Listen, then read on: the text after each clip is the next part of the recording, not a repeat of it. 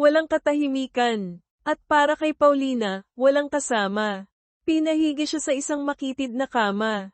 Isang pagod na nurse ang mabilis na nag-check sa kanya. First baby mo, Nay? Dilated ka na. Tiis-tiis lang muna dyan, ha? Marami pa kayo, sabi nito, bago nagmamadaling umalis para asikasuhin ang ibang pasyente. Tiis-tiis lang. Madaling sabihin. Pero ang sakit ay parang alon na humahampas sa kanya, bawat isa ay mas malakas kaysa sa nauna. Napapahawak siya ng mahigpit sa gilid ng bakal na kama, pinipigilan ang mapasinghap o mapasigaw, pero hindi niya kaya. Bawat paghilab ay parang binibiyak ang kanyang katawan. Pawis na malamig ang tumutulo sa kanyang noo, humahalo sa mga luhang hindi niya namamalayang dumadaloy na pala. Mag-isa lang ako. Yun ang katotohanang mas masakit pa kaysa sa pisikal na kirot. Walang kamay na mahahawakan, walang boses na magpapakalma sa kanya, walang mukhang pamilyar na magbibigay ng lakas. Naisip niya ang nanay niya sa probinsya.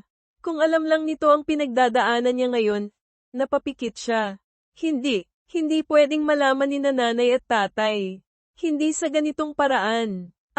Hindi na niya napigilan ang sigaw nang dumating ang isa na namang matinding contraction. Para siyang nalulunod sa sakit.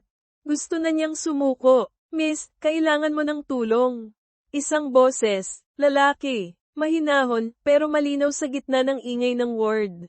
Napamulat si Paulina, nanlalabo ang paningin dahil sa luha at sakit. Isang lalaki ang nakatayo sa tabi ng kama niya.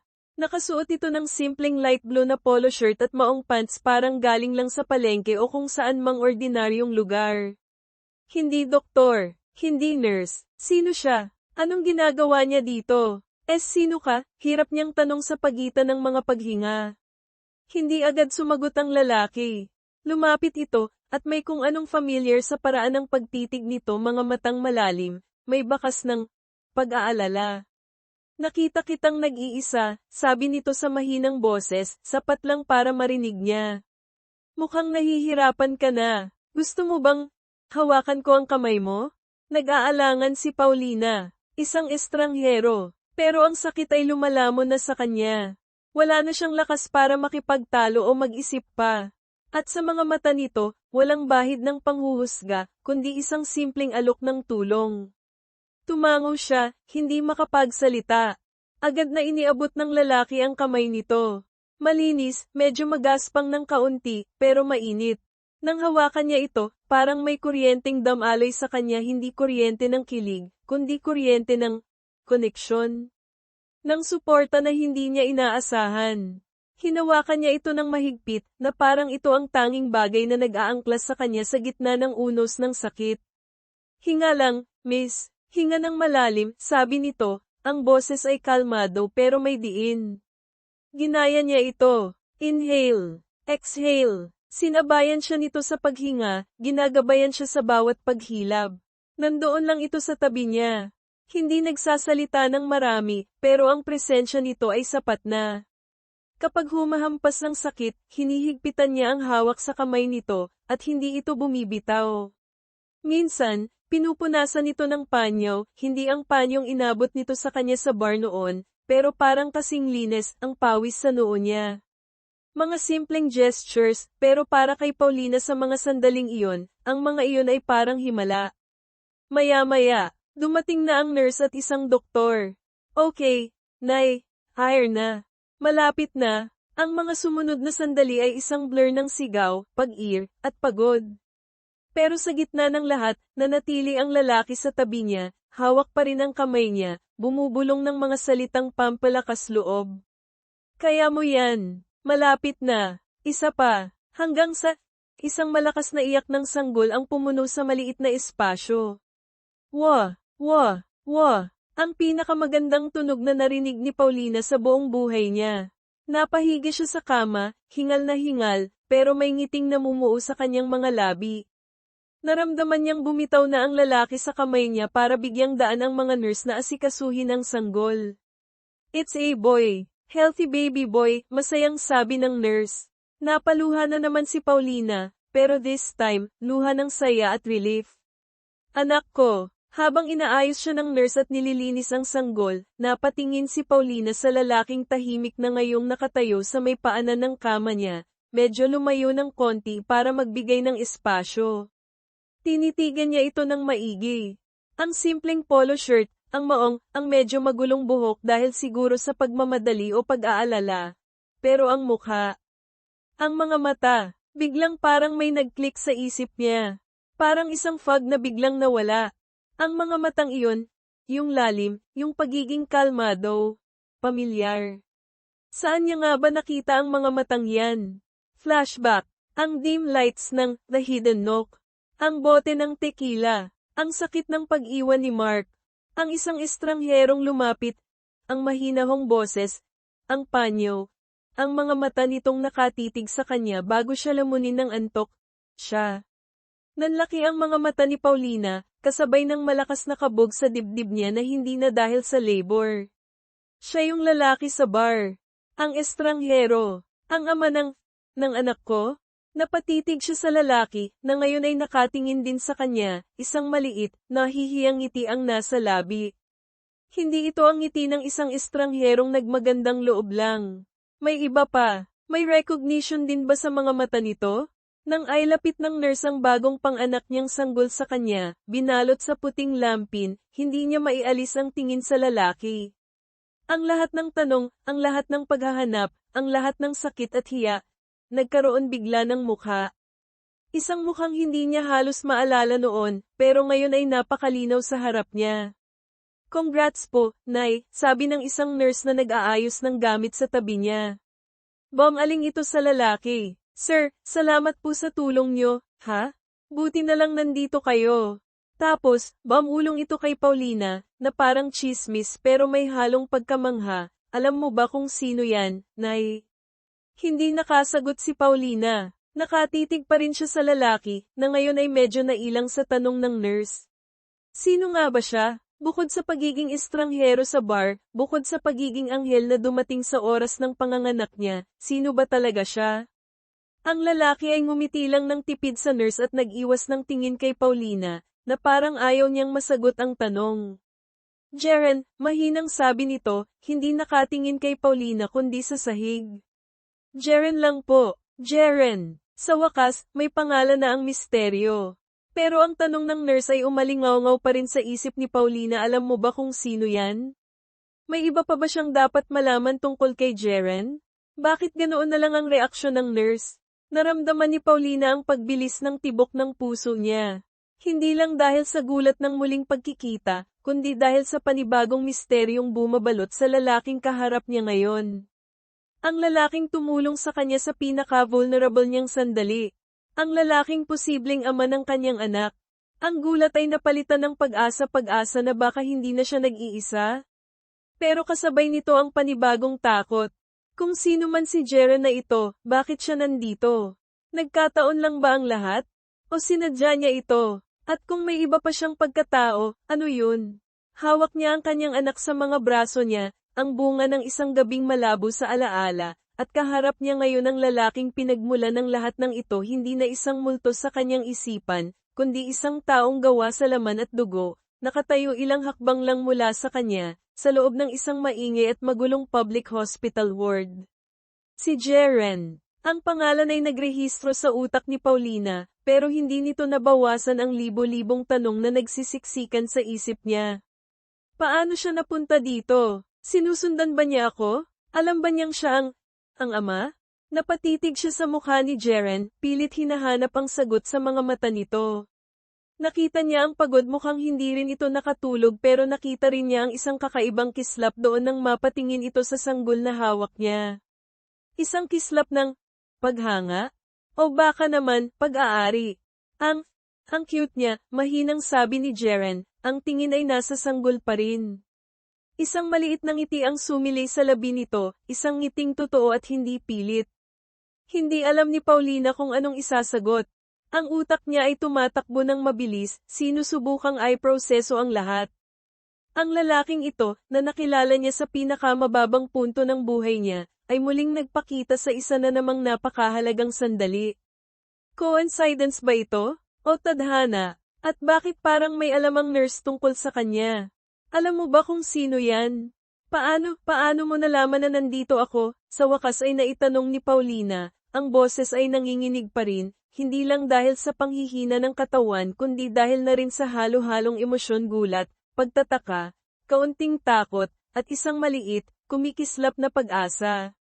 Tumingin si Jaren sa kanya, nawala ang maliit ng ngiti, napalitan ng isang seryosong ekspresyon.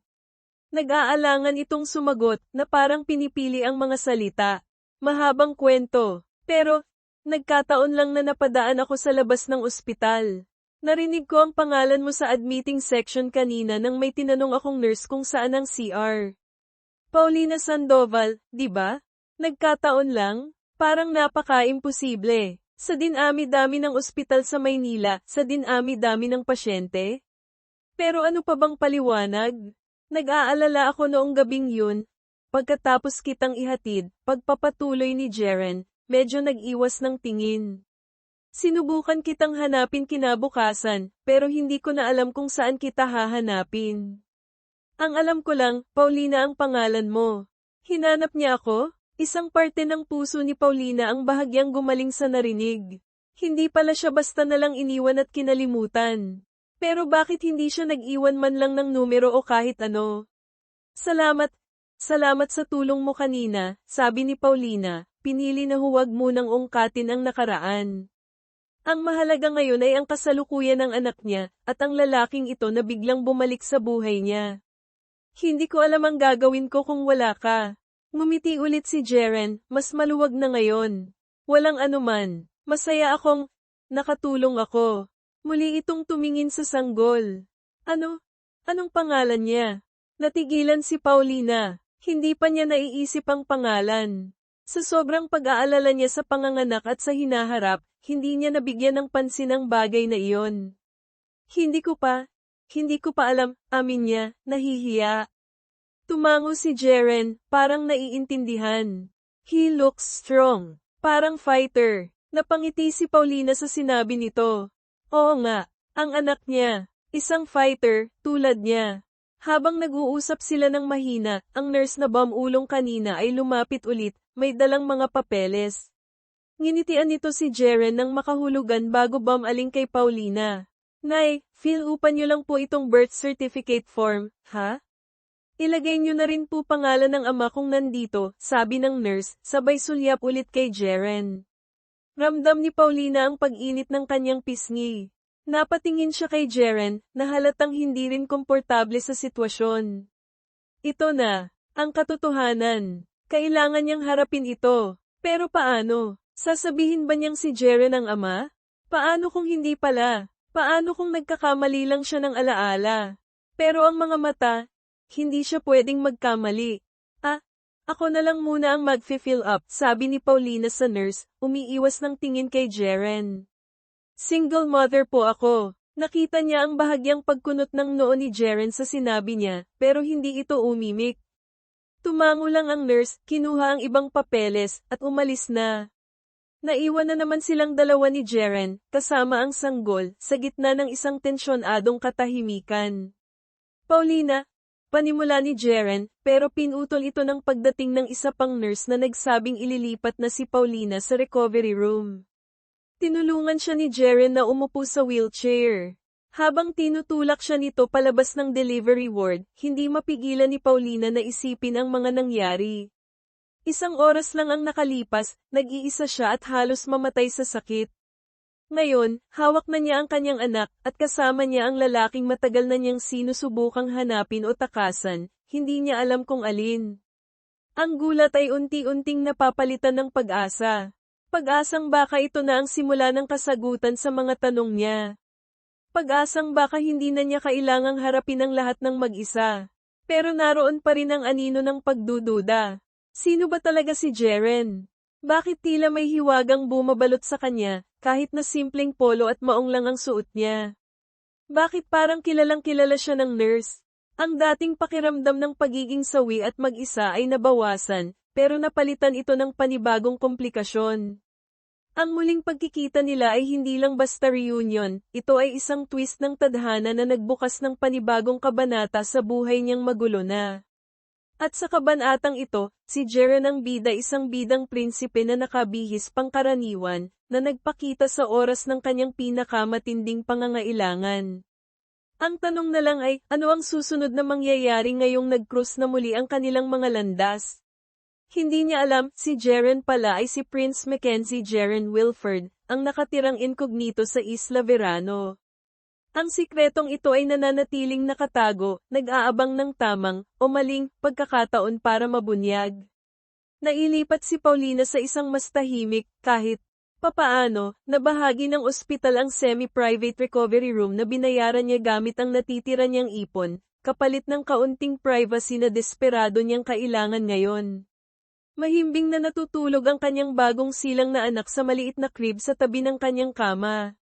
Ang pagod mula sa panganganak ay ramdam na ramdam niya sa bawat himaymay ng kanyang kalamnan, pero ang isip niya ay gising na gising, nagliliyab sa mga tanong at nag-uumapaw na emosyon. At si Jaren, nandito pa rin. Nakaupo ito sa iisang monoblock chair sa gilid ng kwarto, tahimik na nagmamasid. Kanina pa ito bumili ng pagkain para sa kanya, isang mainit na lugaw at tubig na halos hindi niya nagalaw. Pinilit lang niya ang sarili niyang kumain ng ilang kutsara para magkaroon ng lakas. Pero ang presensya ni Jaren sa kwarto ay mas mabigat pa kaysa sa pagod na nararamdaman niya. Hindi nagulat ang nararamdaman ni Paulina. Ang shock ng muling pagkikita ay napalitan na ng namumuong galit at pagdududa. Bakit siya nandito? Anong kailangan niya? Pagkatapos ng 9 na buwan na parang multo lang siya sa buhay nito, bigla siyang susulpot na parang kabute sa mismong araw ng panganganak niya. At umaaktong parang may pakialam. Hindi niya mapigilan ang sarili niya. Kailangan niyang malaman ang totoo. Jaren, tawag niya, ang boses ay may diin, hindi nakasinghina at nanginginig tulad kanina sa delivery room. Napatingin ito agad sa kanya, ang mga mata ay alerto. Yes, Paulina. May kailangan ka? Ang kailangan ko ay sagot, diretsahan niyang sabi. Umayos siya ng upo sa kama, hindi inalintana ang kirot na nararamdaman. Hinawakan niya ng mahigpit ang kumot. Bakit ka nandito? Yung totoo. Nakita niya ang bahagyang pagbabago sa ekspresyon ni Jaren. Nawala ang kalmadong ngiti, napalitan ng pagiging seryoso. Bumantong hininga ito. Nasabi ko na kanina, nagkita, huwag mo nang ulitin yang nagkataon lang, na yan, putol niya, hindi na napigilan ang pagtaas ng boses. Napatingin siya sa natutulog niyang anak, bahagyang hamina ang boses pero nanatili ang galit. Hindi ako tanga, Jaren. Alam kong hindi ka lang basta napadaan. 9 na buwan. 9 na buwan akong nag-isa. 9 na buwan kong pinasanto mag-isa. Tapos bigla kang susulpot dito na parang isang bayani? Para ano? Para gamaan ang konsensya mo? Bawat salita ay may bigat ng lahat ng hirap na pinagdaanan niya, ang kahihiyan, ang takot, ang pangungulila, ang pagtitiis sa bawat bulong at mapanuring tingin. Nakita niya ang pagdaan ng sakit sa mga mata ni Jaren, pero hindi nito napahupa ang galit niya. Tumayo si Jaren mula sa upuan, lumapit ng kaunti sa kama, pero hindi masyadong malapit para hindi siya makaramdam ng pagka-invade. Itinaas nito ang 2 kamay, na parang sumusuko. Paulina, please, kumalma ka muna. Makakasama sa'yo at sa baby. Huwag mong sabihin sa akin kung anong makakasama sa amin, halos pasigan niyang sagot, pero pinigilan niya ulit nang gumalaw ang sanggol sa crib. Bumulong siya ng may panggigigil, wala kang alam sa pinagdaanan namin. Wala kang karapatang magpanggap na nagmamalasakit ka ngayon. Tumingin siya ng diretso sa mga mata nito. Sabihin mo, bakit ka nandito? Anong kailangan mo sa anak ko? Nakita ni Paulina ang paglunok ni Jaren. May bakas ng luha na namumuo sa gilid ng mga mata nito, pero pinipigilan lang nito. Huminga ito ng malalim, na parang nag-iipon ng lakas ng loob. Hindi ako nagpapanggap, Paulina, sabi nito. Ang boses ay puno ng sinseridad na pilit niyang hindi pinaniniwalaan. Matagal na kitang hinahanap. Simula pa lang nung umagang pagkatapos ng gabing yun. Napatawa si Paulina ng mapakla. Talaga ba? Hinanap mo ko? Bakit hindi mo ko nahanap kung ganon? Napakaliit lang ng Maynila para sa isang taong gustong maghanap, di ba? O baka naman hindi ka talaga seryoso. Seryoso ako, Paulina. Maniwala ka, giit ni Jeren, may namumuong desperasyon sa kanyang boses. Pagkagising ko nung umagang yun at wala ka na, hindi mo alam kung anong naramdaman ko. Nag-aalala ako. Bumalik ako agad sa bar, nagtanong-tanong ako, pero wala silang alam kundi ang pangalan mo Paulina. Ni apelyido mo, hindi ko alam. Ni kung saan ka nakatira. Nag-flashback sa isip ni Jeren ang mga araw pagkatapos ng gabing iyon. Ang frustration niya habang pabalik-balik sa Katipunan area, nagtatanong sa mga kalapit na tindahan, sa mga guard, nagbabaka sakaling may nakakilala sa babaeng nakita niyang kasama niya. Pinuntahan niya ang halos lahat ng boarding house sa paligid, naglalarawan ng isang babaeng umiiyak, maganda, may daladalang lungkot sa mga mata. Pero wala, para siyang naghahanap ng karayom sa gitna ng dayami. Sinubukan ko lahat, pagpapatuloy ni Jeren, ang mga mata niya ay hindi na maitago ang pangingilid ng luha. Nagtanong ako sa mga kaibigan ko kung may kilala silang Paulina na tumutugma sa description mo. Nag-check ako sa mga kalapit na universidad, hopang na estudyante ka. Araw-araw, nandun ako sa area, umaasang makikita kita ulit. Pero parang tinago ka ng tadhana sa akin. Hindi kumibo si Paulina, pero ang puso niya ay naguguluhan. May parte sa kanya na gustong maniwala, na gustong matouch sa kwento niya. Ang sakit sa mga mata nito ay mukhang totoo. Pero ang 9 na buwan ng pagdurusa ay masyadong mahaba para basta na lang mapawi ng ilang salita. Tapos, kailangan ko nang bumalik sa probinsya namin. May mga bagay akong kailangang asikasuhin na hindi ko pwedeng talikuran, sabi ni Jeren, may pag-aalangan sa huling bahagi. Pero hindi ka nawala sa isip ko, Paulina. Ni isang araw, nang bumalik ako dito sa Maynila, nagpatuloy ako sa paghahanap. Hindi ako tumigil. At ngayon, nandito ka, sabi ni Paulina, ang tono ay malamig pa rin, puno ng pagdududa. Tamang-tama sa panganganak ko. Anong nagkataon, yun, di ba? Destiny. O baka naman may nagtip sa'yo. Pinaningkitan niya ito ng mata. Sino ka ba talaga, Jeren? Bakit parang ang dali mong makakuha ng impormasyon ngayon kumpara noon? Natigilan si Jeren sa tanong niya. Nakita ni Paulina ang pag-iwas nito ng tingin, ang biglaang pagiging defensive sa posture nito. May tinatago siya. Alam niyang may tinatago ito. Hindi importante kung sino ako, Paulina, sagot nito, umiiwas pa rin sa mga mata niya. Ang importante, nahanap na kita. Nahanap ko na kayo. Lumapit ito sa crib, tinitigan ang natutulog na sanggol. Hindi ko alam na magkaka-baby tayo. Pero ngayong alam ko na, gusto kong maging parte ng buhay niya. Ng buhay niyo. Ang mga salitang iyon, na dapat sana ay magbibigay ng kapanatagan, ay mas lalong nagpaalab sa galit at depensa ni Paulina. Parte ng buhay nila, ngayon lang, pagkatapos ng lahat, parte, umalingaw-ngaw ang sarcasmo sa boses niya. Humakbang siya pababa ng kama, naramdaman niya ang pagkirot pero hindi niya ininda. Lumapit siya sa crib, itinayo ang sarili sa pagitan ni Jeren at ng kanyang anak. Isang ina na poprotekta sa kanyang supling. Anong karapatan mong sabihin yan? Nasaan ka noong kailangan ko ng tulong? Nasaan ka noong pinagtatawanan ako ng mga tao? Nasaan ka noong gabi-gabi akong umiiyak dahil hindi ko alam kung paano ko bubuhayin ang anak ko ng mag-isa? Hinaplos niya ang ulo ng kanyang anak na bahagyang gumalaw sa ingay nila. Huwag kang mag-alala, anak, bulong niya rito, bago tumingin ulit kay Jeren ng mas matalim. Hindi namin kailangan ng isang estranghero na bigla na lang susulpot at mag-aalok ng tulong dahil lang nakukonsensya siya. Kaya namin to. Kaya kung palakihin ang anak ko. Nakita niya ang sakit na rumahistro sa mukha ni Jeren. This time, hindi na napigilan ng lalaki ang pagtulo ng isang butil ng luha mula sa mata nito. Pero hindi natinag si Paulina. Ang puso niya ay nababalutan ng bakal na itinayo ng 9 na buwan ng pag-iisa at paghihirap. Paulina, hindi to dahil sa konsensya lang, sabi ni Jeren, ang boses ay basag. Hindi mo alam kung gaano ko kagusto na makasama ka simula pa lang. Hindi ko sinadyang iwan ka. May mga bagay lang talagang komplikado. Komplikado, muling tanong ni Paulina, ang kilay ay nagkasalubong. Mas komplikado pa ba sa sitwasyon ko ngayon? Isang ina na walang trabaho, walang natapos na pag-aaral, at walang ideya kung sino ba talaga ang ama ng anak niya hanggang kaninang umaga. Itinuro niya ang pinto. Umalis ka na, Jeren. Bumalik ka na sa komplikado mong buhay.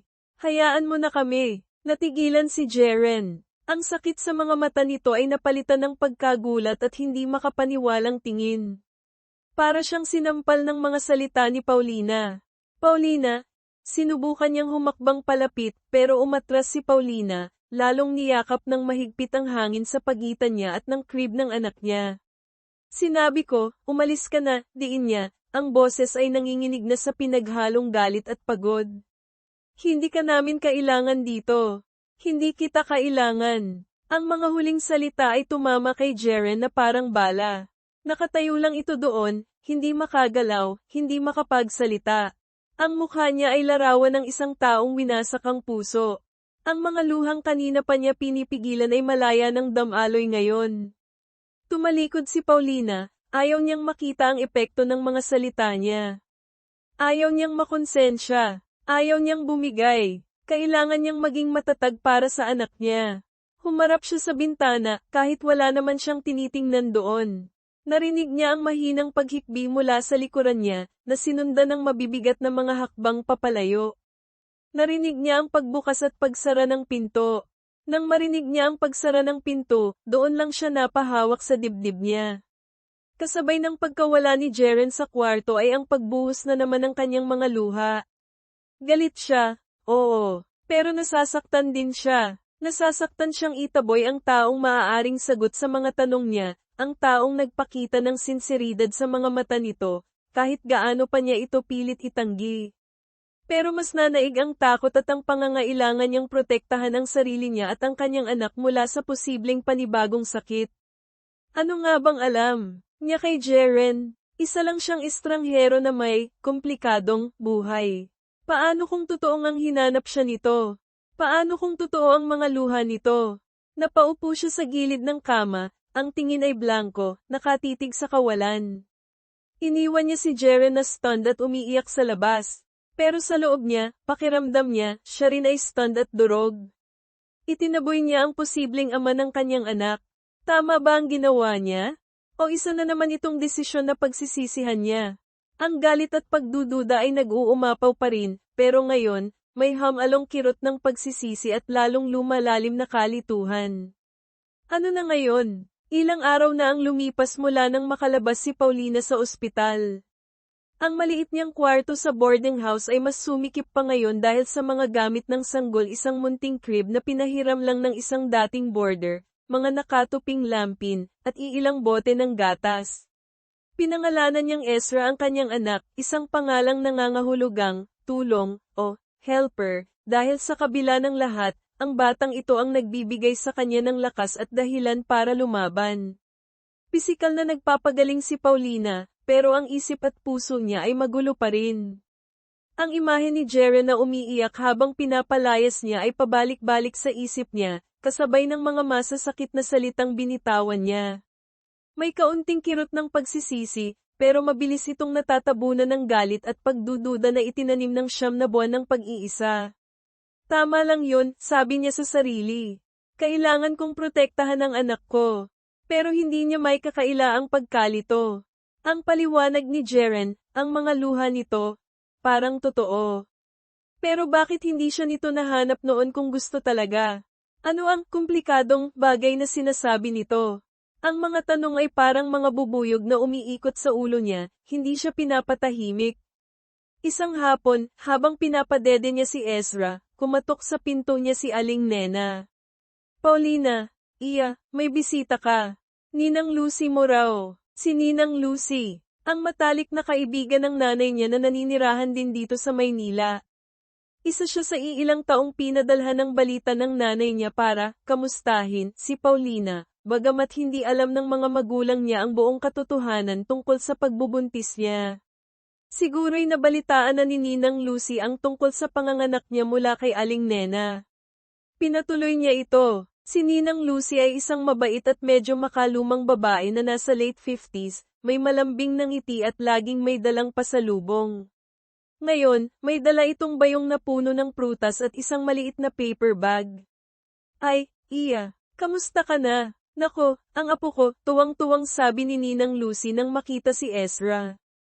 Ang lusog-lusog naman, mana sa nanay. Pilit nang umiti si Paulina.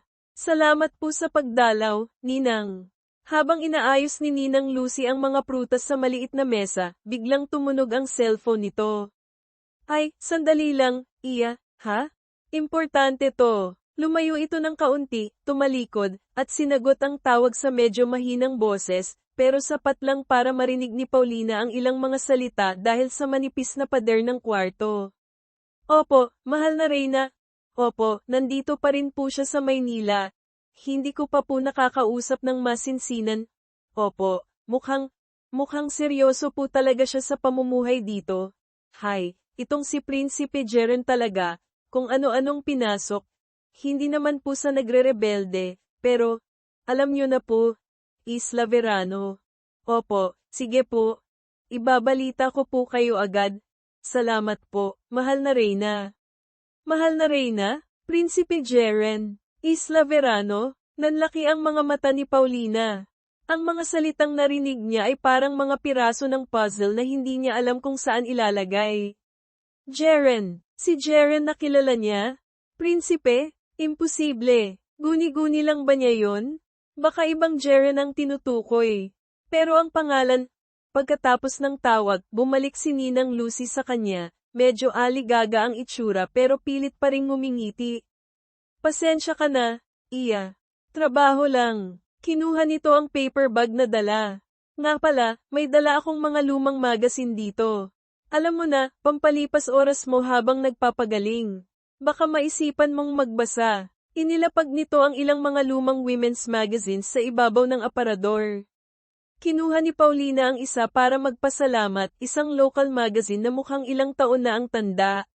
Binuklat niya ito ng walang interes hanggang sa isang pahina ang nakakuha ng atensyon niya, isang feature article tungkol sa isang maliit pero mayamang islang bansa na hindi pamilyar sa kanya, Isla Verano. At sa gitna ng pahina, isang malaking litrato. Isang formal na family picture. Isang mag-asawang nasa gitna na mukhang hari at reyna, napapaligiran ng mga anak. At isa sa mga lalaking anak, ang pinakamatangkad, nakasuot ng isang eleganteng unipormeng pang-militar o pang-royal, may isang maliit na korona o diadem na nakapatong sa buhok, nakangiti ng formal sa kamera, napahawak si Paulina sa bibig niya. Nanlamig ang buong katawan niya. Ang mukha sa litrato, walang duda. Medyo bata patingnan, mas formal ang ayos, pero ang mga mata, ang hugis ng panga, ang paraan ng pagngiti, si Jeren to. Nabitawan niya ang magazine. Napatitig siya kay Ninang Lucy, na ngayon ay nakatingin sa kanya ng may pag-aalala, nakita marahil ang pagkagulat sa mukha niya at ang magazine nahulog. Ninang, nanginginig ang boses ni Paulina, dinampot ang magazine at itinuro ang litrato. Si Jeren po ba? Ito? Bamantong hininga si Ninang Lucy, isang malalim na buntong hiningang puno ng pag-amin at pag-aalala. Umupo ito sa tabi ni Paulina sa kama. Hay, Iya, mukhang narinig mo ang usapan namin kanina. Hinawakan nito ang kamay ni Paulina. Oh, Iya, siya nga si Prinsipe Mackenzie Jeren Wilford ng Isla Verano. Parang bombang sumabog ang mga salita sa pandinig ni Paulina.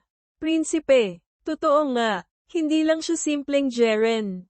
Isang dugong bughaw. Isang prinsipe na nagpanggap na ordinaryong tao. Pero bakit? Bakit siya nandito? Bakit hindi niya sinabi? Bakit sa public hospital siya nagpunta? Sunod-sunod niyang tanong, gulong-gulo ang isip. Matagal nang gusto ni Jeren na maranasan ang simpleng buhay. Iya, paliwanag ni Ninang Lucy, ang boses ay malumanay. Malayo sa mga obligasyon at responsibilidad sa palasyo. Paboritong anak siya ng mahal na Reyna Solana, ang inaakala nilang susunod na tagapagmana, kaya mas lalong mahigpit ang buhay para sa kanya doon. Kaya nagpasya siyang lumayo pansamantala, mamuhay ng inkognito dito sa Maynila. Gusto niyang makahanap ng kalayaan ng sarili niya. At kayo po, Ninang? Paano niyo siya nakilala? Ako, dati akong kasambahay sa palasyo ng Isla Verano, iya. Bago ako nag-asawa at lumipat dito sa Maynila. Kilala ko si Jeren mula pagkabata. Nang malaman kong nandito siya, binili ng mahal na reyna na bantayan ko siya paminsan-minsan, siguraduhin lang naligtas siya. Ngumiti si Ninang Lucy ng mapait. Pero matigas ang ulo ng batang yun. Gusto niya, siya lang. Walang special treatment. Kaya pala parang kilala siya ng nurse sa ospital. Baka na-recognize siya o may nakapagbulong. At kaya pala ang sagot niya sa tanong ni Paulina kung bakit siya nasa ospital ay, nagkataon lang. Isang malaking kasinungalingan. Malamang, may nag-monitor sa kanya, o kay Ninang Lucy, at nalaman nitong nanganak na siya. Ang gulat ni Paulina ay unti-unting nahaluan ng panibagong galit at mas matinding pagdududa. Kung ganoon, ang lahat ng sinabi ni Jeren sa ospital ang paghahanap niya, ang pag-aalala niya palabas lang ba yun? Dahil prinsipe siya, kaya niya palang gawin ang lahat kung gugustuhin niya? Bakit hindi niya ginamit ang kapangyarihan niya para hanapin siya noon kung totoong ang gusto niya?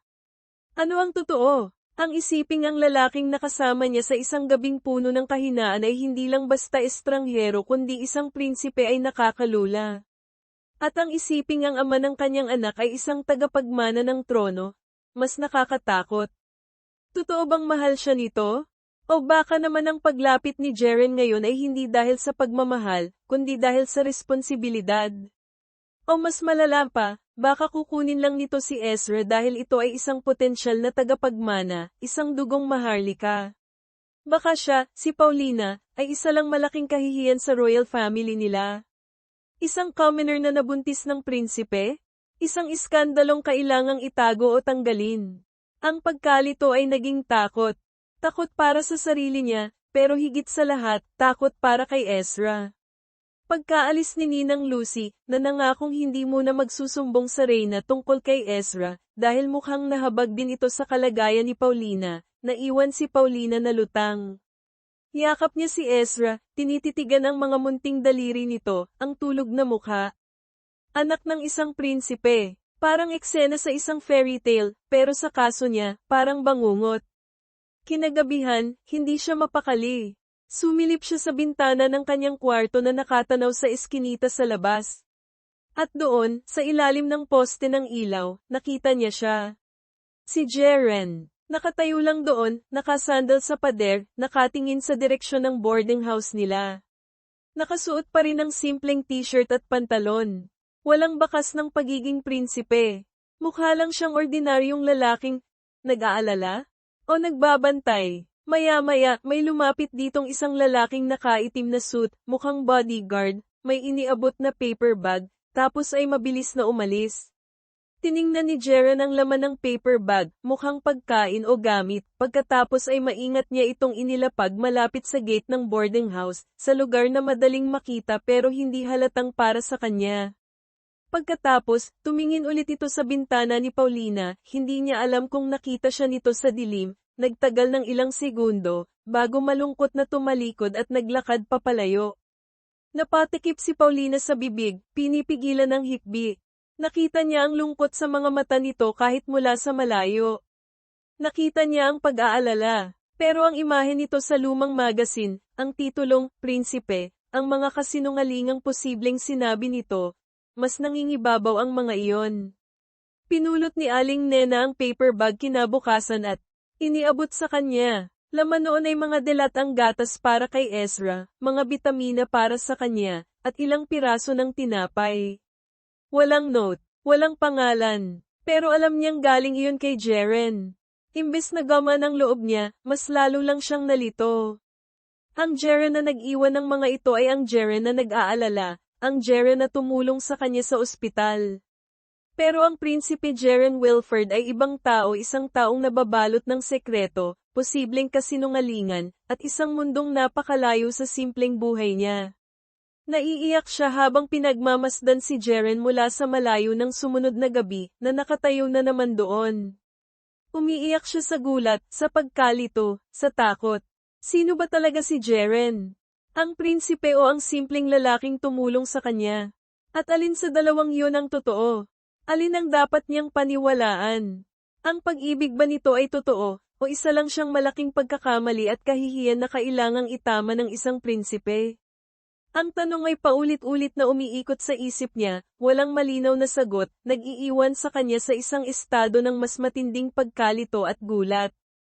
Ang imbitasyon ay dumating sa pamamagitan ni Ninang Lucy, isang linggo matapos ang pag-uusap nila. Maingat ang pagkakasabi nito, na parang isang simpleng paanyaya lang. Gusto raw ng pamilya ni Jeren na makita si Ezra. Isang maliit na salo-salo lang daw sa Isla Verano, ang tahanan nila. Walang pilitan, pero isang magandang pagkakataon daw para magkaunawaan. Nag-aalangan si Paulina. Ang mga alaala ng pagkalito at takot na naramdaman niya matapos malaman ang sikreto ni Jeren ay sariwa pa. Prinsipe siya. Ang pamilya niya ay ang royal family ng Isla Verano. Anong maliit na salo-salo ang sinasabi ni Ninang Lucy?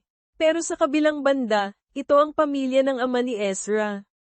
Kahit anong galit at pagdududa ang nararamdaman niya, may parte sa kanya na nagsasabing karapatan din ni Ezra na makilala sila, o at least, makita man lang. At marahil ito na rin ang pagkakataon para malaman niya kung ano ba talaga ang intensyon ni Jeren at ng pamilya nito. Simple lang naman daw, pag-assure ni Ninang Lucy nang makita ang pag-aalangan sa mukha niya. Parang family dinner lang. Gusto lang talaga nilang makita ang apo nila. Apo, ang salitang iyon ang tumatak sa isip ni Paulina. Pumayag siya, pero may kondisyon, sasama si Ninang Lucy, at uuwi rin sila kaagad pagkatapos. Ang biyahe papuntang Isla Verano ay hindi simple. Isang pribadong chopper ang sumando sa kanila ni Ninang Lucy at sa natutulog na si Ezra mula sa isang helipad sa Maynila. Habang nasa himpapawid, tanaw ni Paulina ang malakristal na asul na tubig na nakapalibot sa isla. Maganda ito, walang duda. Parang isang paraiso na nakatago mula sa magulong mundo ng Maynila. Pero ang ganda nito ay may kasamang bigat ng katotohanang hindi siya kabilang dito. Paglapag nila, ang bumungad sa kanya ay hindi isang simpleng bahay, kundi isang palasyo. Malaki, puti, na may mga gintong detalye, napapaligiran ng malawak at perpektong hardin. Mga gwardyang nakauniporme ang nasa paligid. Sinalubong sila ng ilang mga kasambahay na nakapormal na kasuutan, yumuyuko ng may paggalang hindi sa kanya, kundi kay Ninang Lucy at sa dala nilang sanggol.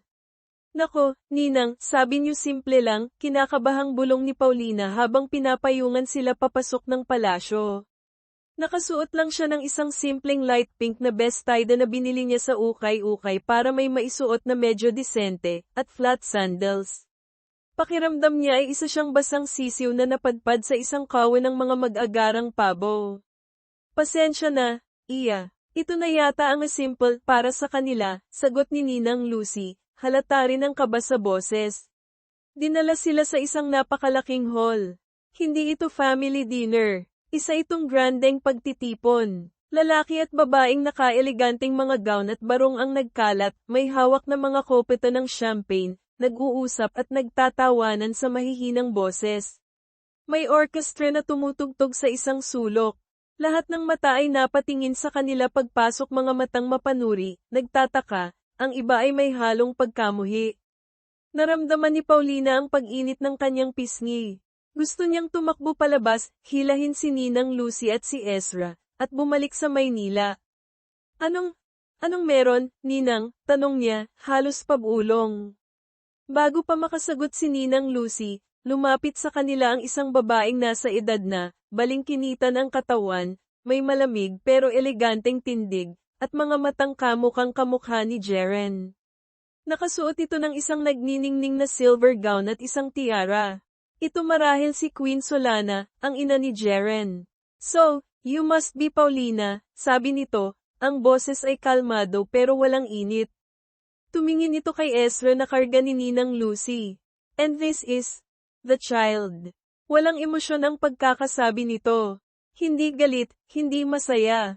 Blanko lang. Mas nakakatakot pa iyon. Hindi nakasagot si Paulina. Tumango lang siya. You may join the guests, sabi ng Reyna, bago tumalikod at humalo muli sa mga bisita, na parang hindi sila importante. Iginiya sila ni Ninang Lucy sa isang sulok, malapit sa isang malaking bintana na tanaw ang hardin.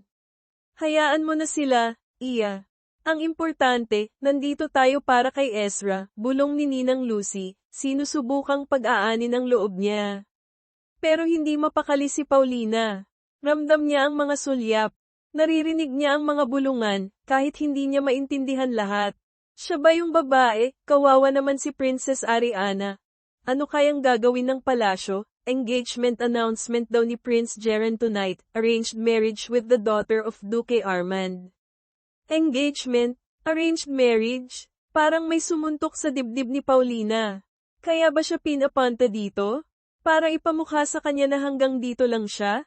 Na may ibang babaeng nakatakda para kay Jeren, isang prinsesa, habang siya ay isa lang, commoner na may anak sa labas. Ang sakit, mas masakit pa kaysa sa pagtataboy niya kay Jeren sa ospital. Gusto na niyang umiyak pero pinigilan niya. Hindi siya magpapakita ng kahinaan sa harap ng mga taong ito. Nilaibat niya ang tingin, hinahanap si Jeren. Pero wala ito. Nasaan siya? Kasama na ba niya ang Princess Ariana na yon? Maya-maya, tumahimik ang bulungan. Lahat ng atensyon ay napunta sa gitna ng hall kung saan tumayo ang hari, ang ama ni Jeren. Nagsimula itong magsalita, nagpapasalamat sa mga bisita, nagsasabi tungkol sa kahalagahan ng gabi. Papunta na ba sa announcement? Hinanda na ni Paulina ang sarili niya para sa kirot. Pero bago pa man matapos ang hari sa pagsasalita, biglang bumukas ang malaking pinto sa kabilang dulo ng hall. Lahat ay napalingon. Pumasok si Jeren. Hindi siya nakapormal na kasuotan tulad ng inaasahan. Nakasuot lang siya ng puting long-sleeved shirt na medyo nakaroll up ang manggas at itim na slacks. Simple lang, pero hindi may tatago ang tindig ng isang prinsipe.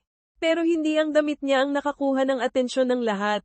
Karga niya si Ezra. Gising ang sanggol, nakatingin sa paligid ng may pagtataka, pero hindi umiiyak.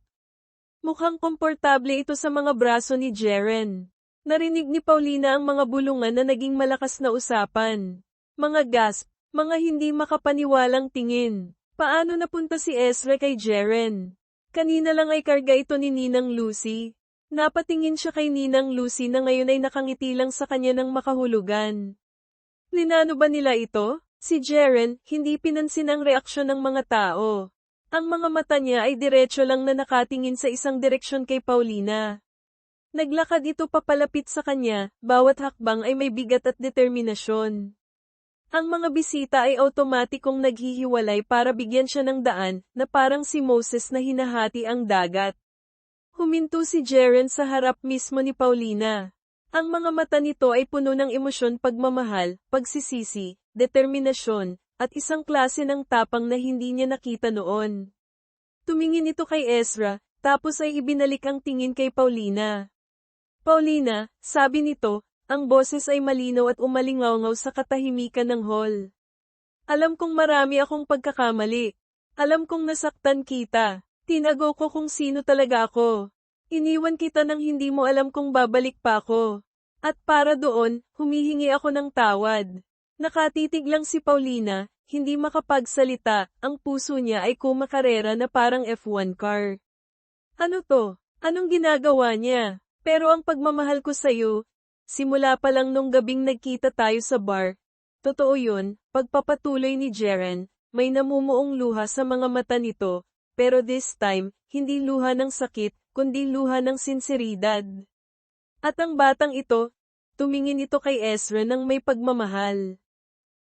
Siya ang pinakamagandang nangyari sa buhay ko, kahit hindi ko pa alam noon. Siya ang nagbigay sa akin ng tunay na dahilan para lumaban. Ibinalik ni Jeren ang tingin kay Paulina. At sa harap ng buong palasyo, sa harap ng kanyang pamilya, ng mga maharlika, ng mga taong humuhusga sa kanya, dahan-daang lumuhad si Jeren sa isang tuhod. Hawak pa rin niya si Ezra sa isang braso, habang ang isang kamay ay inilahad kay Paulina. Alam kong mahirap paniwalaan. Alam kong marami kang duda. Alam kong marami ang tatutol, sabi ni Jeren, ang boses ay nanginginig na sa emosyon. Pero nandito ako ngayon, sa harap nilang lahat, para sabihin sa'yo at sa buong mundo, mahal kita, Paulina Sandoval. Mahal na mahal kita. At gusto kong makasama kayo ng anak natin habang buhay. Isang kolektibong gaspang narinig sa buong hall. Nakita ni Paulina ang galit at pagkagulat sa mukha ng reyna at hari. Nakita niya ang mga nanlalaking mata ng mga bisita. Pero ang nakikita lang talaga niya ay ang mga mata ni Jaren, mga matang nagsusumamo, nangangako, nagmamahal. Paulina, sabi ulit ni Jaren, mas mahina na ngayon, para lang sa kanya. Will you marry me? Will you be my princess? My queen? Kahit ayaw nila? Ang tanong ay binitawan sa hangin, kasabay ng mabilis na pagtibok ng puso ni Paulina. Kilig. Isang kilig na hindi niya inaasahan, isang kilig na tumatagos sa lahat ng takot at pagdududa. Gulat. Isang pagkagulat na, halos magpatumba sa kanya. Tensyon. Ang tensyon sa buong hall ay halos nahihipo niya. Lahat ng mata ay nasa kanya, nag-aabang ng sagot. Nakatitig siya kay Jaren na nakaluhod pa rin, hawak ang kanilang anak, nag-aalok ng isang buhay na hindi niya pinangarap pero ngayon ay nasa harap niya. Ang prinsipe na minsan niyang itinaboy ay ngayoy lumuluhod, handang talikuran ang lahat para sa kanya. Ano ang isasagot niya? Nakatitig si Paulina sa mga mata ni Jaren, mga matang puno ng pag-asa, pagmamahal, at kaunting takot sa maaari niyang isagat. Ang buong hall ay nakabitin sa kanyang mga labi. Ang mga bulungan ay naglaho, napalitan ng isang makapigil hiningang katahimikan. Nararamdaman niya ang titig ng reyna, ang diin sa mga mata ng hari, ang samot-saring reaksyon ng mga bisita. Pero sa mga sandaling iyon, ang tanging nakikita niya ay si Jaren, nakaluhod sa harap niya, hawak ang kanilang anak, nag-aalok ng isang pangakong hindi niya inaasahan. Ang lahat ng sakit, pagdududa, at galit na inipon niya sa loob ng 9 na buwan ay parang mga pader na unti-unting gumuho sa harap ng sinseridad na nakikita niya ngayon. Ang prinsipe na handang isuko ang imahe para sa kanya. Ang lalaking hinanap siya, ang ama ng kanyang anak. Dahan-dahan, tumango si Paulina. Isang maliit na tango lang, pero sapat na iyon. At kasabay ng pagtango, isang salita ang kumawala sa kanyang mga labi, mahina pero malinaw sa katahimikan, oo. Nakita niya ang paglaki ng mga mata ni Jaren, na sinundan ng isang ngiting hindi mapantayan ng kahit anong yaman sa mundo. Isang ngiti ng purong kaligayahan at relief.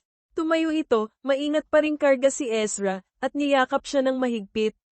Salamat, Paulina. Salamat, bulong nito sa tainga niya, ang init ng hininga nito ay nagpapakalma sa nagwawala niyang puso. Naramdaman niya ang pagkabasa ng balikat niya luha ni Jaren. Ang katahimikan sa hall ay nabasag ng mga magkakaibang reaksyon. May iilang pumalakpak, siguro yung mga kakampi ni Jaren.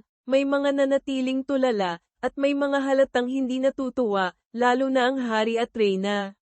Lumapit ang reyna, ang mukha ay kasing tigas pa rin ng bato, pero may bahagyang panginginig sa kanyang labi.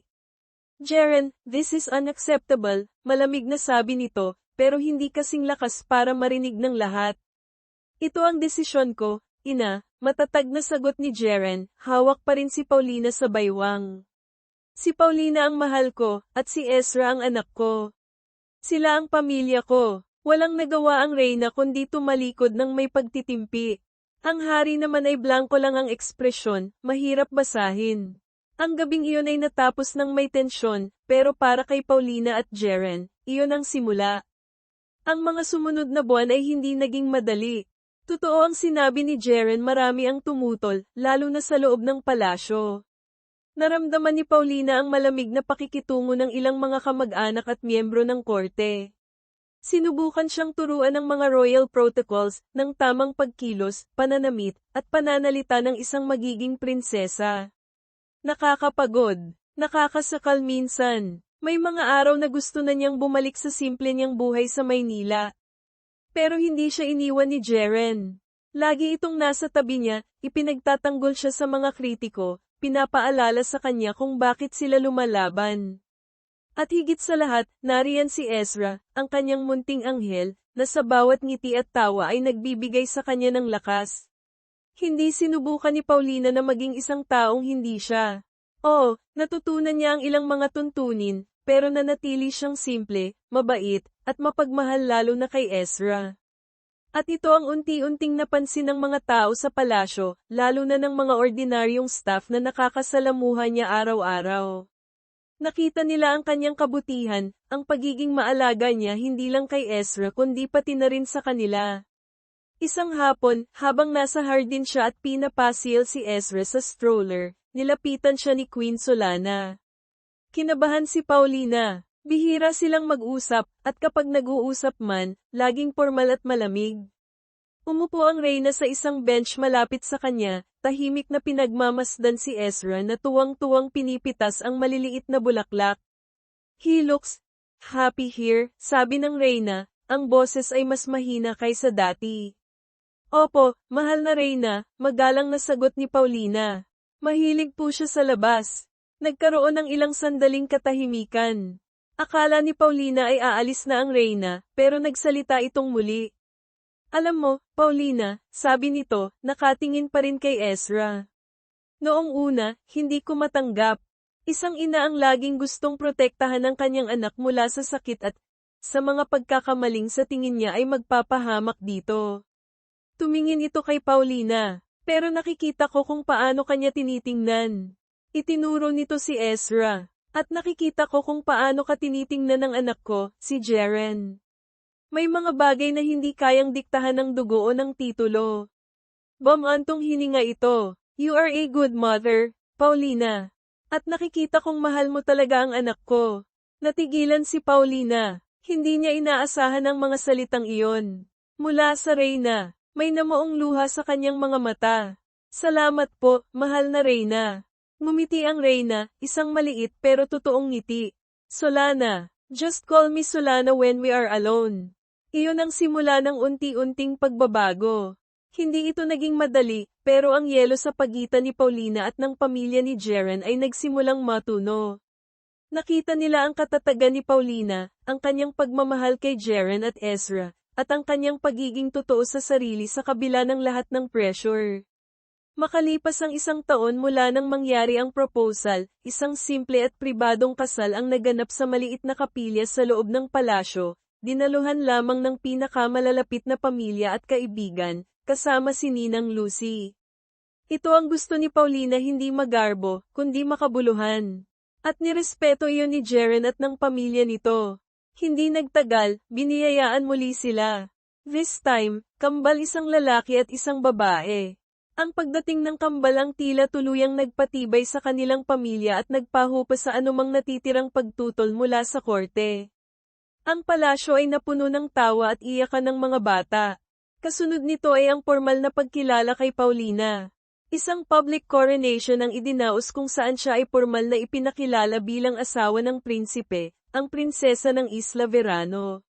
Habang nakatayo siya sa balkonahe ng palasyo, katabi si Jeren, hawak ang kamay nito, at kaharap ang mga taong nagsisigawan at nagwawagayway ng bandila, naramdaman ni Paulina ang halo-halong emosyon.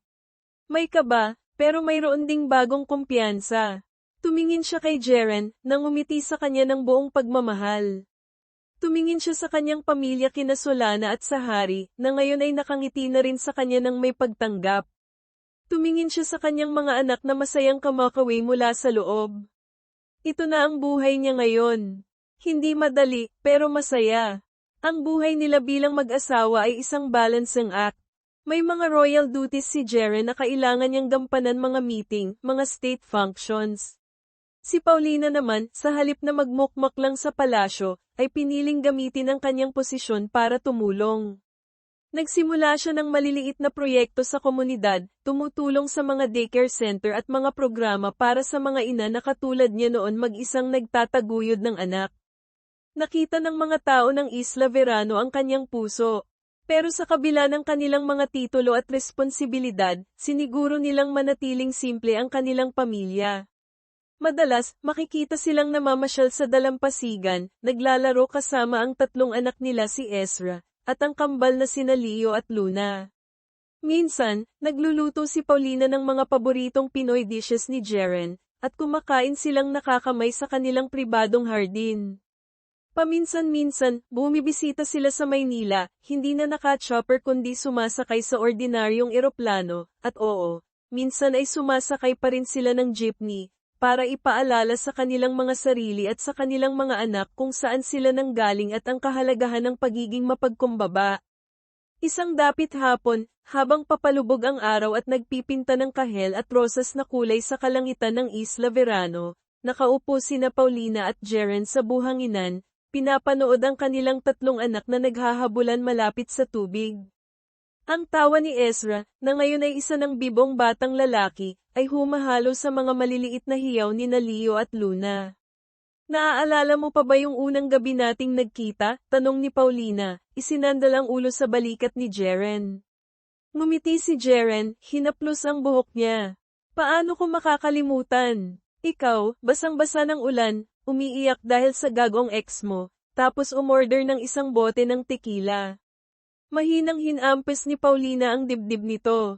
Hoy, huwag mo nang ipaalala yung tequila part. Nagtawanan sila. Pero seryoso, sabi ni Jeren, hinawakan ang kamay niya. Kahit gaano kasakit ang mga pinagdaanan natin noon, hindi ko ipagpapalit ang gabing yun. Dahil doon nagsimula ang lahat. Doon nagsimula tayo. Tumingin si Paulina sa mga anak nila, ang mga bunga ng kanilang hindi inaasahang pag-iibigan. Ang dating takot at kahihiyan ay napalitan na ng pag-asa at hindi masukat na saya. Ang dating mga tanong na walang kasagutan ay nasagot na ng panahon at ng pagmamahal. Salamat, Jeren, bulong niya. Salamat dahil hindi ka sumuko sa akin, sa atin. Hinding-hindi ako susuko, Paulina, mahal ko, sagot ni Jeren, hinalikan siya sa noo. Kayo ang kaharian ko. Habang pinapanood nila ang paglubog ng araw, naririnig ang masayang tawanan ng kanilang mga anak na sumasabay sa paghampas ng mga alon, naramdaman ni Paulina ang isang kumpletong kapayapaan. Ang prinsesa ng di inaasahan ay natagpuan na ang kanyang happily ever after hindi sa isang perpektong fairy tale, kundi sa isang totoong buhay na puno ng pagsubok, pagpapatawad, pag-asa, at higit sa lahat, isang wagas at matatag na pag-ibig. Ang simula ng kanilang bagong pamilya ay hindi madali, pero ang pagtatapos ay puno ng liwanag at pangako ng mas marami pang masasayang bukas.